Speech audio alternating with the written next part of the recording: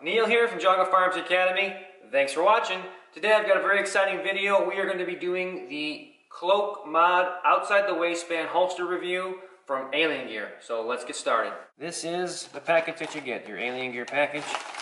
So let's take out the stuff. So for the boring part, here you got the guarantee paperwork, your little sticker, join the NRA, all that good stuff. Then you have their new instruction booklet here. It's actually really nice. It folds out, goes through all the components that make up the holster, talks you through the entire adjustment process, which we're going to go through real quick. It's very nice and very well thought out. Typical Alien Gear style, they send you the kit with all the accoutrements, all the gear for if you want to make adjustments with retention, all the little spacers. They even give you a handy little Allen key wrench in the back, and of course enough screws to rebuild the entire holster. Da-da-da! Here it is. This is the Cloak mod outside the waistband holster. Very smartly engineered. Just like with all the Alien Gear holsters, this shell is interchangeable. You can take these off, put new ones on. If you already have an inside the waistband and you want to switch it completely, you can do that. But there's a lot of thought went into this holster. So let's take this guy apart and see what makes it tick. Before we do that, I just want to mention that it comes with the paddle attachment already on it, but it does come with a holster slide, which we're going to talk about in depth because I almost exclusively only run holster slides that go through the belt because they're more secure.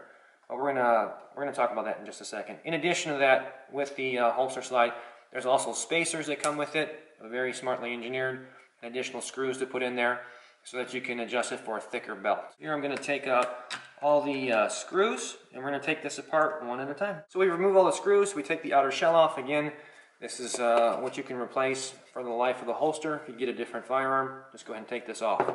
Now, once we get to here, you have the rubber, it's a rubber backing that goes underneath the gun.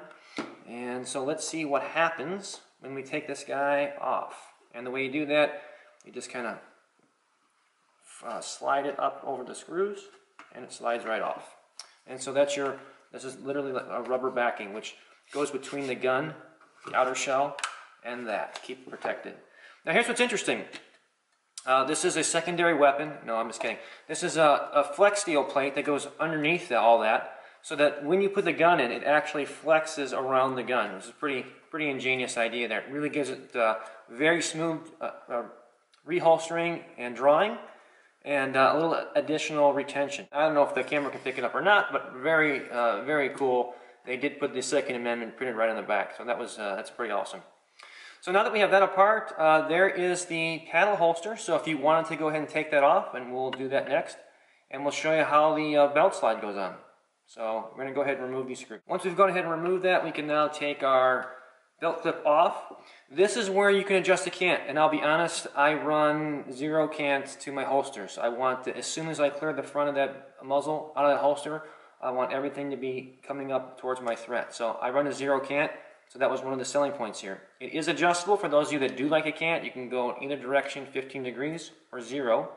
The reason I disassembled the whole front part of this, because if you do decide to do that, you're going to need to take these screw holes out and put them in the places that you need them to go to in order to adjust that. In addition, if you are in fact going to use the belt holster, the belt slide, you're going to need to be able to put those 2 screw holes that come with it right here into the bottom there to attach this.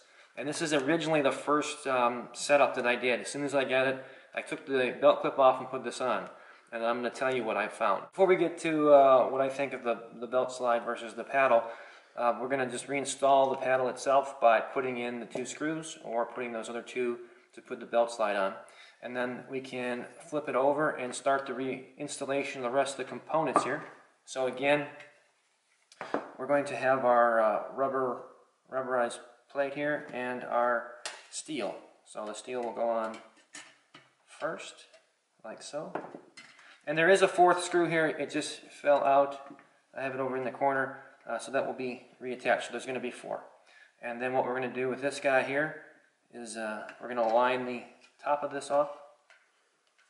Okay. There's the base plate, the spring, the steel spring plate in there, this rubber backing that fits on. Make sure you put your rubber spacers in here. And side note, they do give you different sizes to adjust the tension the way you want it. I've already played with the smaller ones, but the ones that they sent were actually perfect. So now all I'm going to do is screw this back on. Now we're completely reassembled again. Remember, once you guys set this up the way you want it, always take all your screws back out and put Loctite on there and tighten them back down. It's a holster, it's going to be bumped, it's going to be moved, you're going to be holstering and unholstering, hopefully a lot. And so it's very important that this stays tight in the way you want it. Once it's all set up and you have the retention the way you want, it is extremely smooth. It holds extremely well, and the draw and the reholster is very positive, very tight, and again, totally adjustable. A lot of times you'll see reviews and everything is wonderful. But I have to be honest, there's always going to be something, nothing is perfect, and users are going to vary a bit. So I'll tell you my one criticism to the system. As I told you guys earlier, I much rather always use a belt slide, a loop style, something where the belt actually runs through to secure a holster to your person. This is actually pretty smartly engineered that it's rubber, so it sticks to the belt really well, and I'm using an instructor 511 belt with a core. However, I think it would be a much smarter idea to either use this plastic or the same plastic they use in the belt to keep it firm.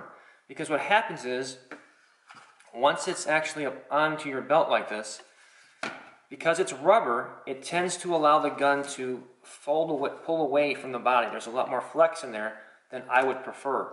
So I'm actually going to run this with the pedal configuration for a couple of weeks to see what I think under heavy use. And then I'm going to go back to the slide and see which one I prefer. But right now, the paddle holds the gun much closer to the body because of this harder, more rigid plastic, which I would much rather prefer they make this out of. The other little tip is inside here. This is that hard plastic material. I'm probably going to run some Talon grip tape in there, not the granulate, but the rubberized kind, because that will give me the same similar rubberized texture. It won't tear the belt up, but it will keep that holster from sliding at all on the belt. So you might want to try that yourself. Alien Gear Cloak Mod outside the waistband holster. Phenomenally engineered, very customizable. I highly recommend this. Alright guys, I hope you enjoyed that. I think you're really going to like the Alien Gear Cloak Mod outside the waistband holster. I know I do. Feel free to give me a thumbs up if you liked the video. I always appreciate that. Comment, but don't fight. Don't forget to subscribe if you haven't already, and you'll be notified every time I put out a new video. Remember, it's always better to be judged by 12 than carried by 6.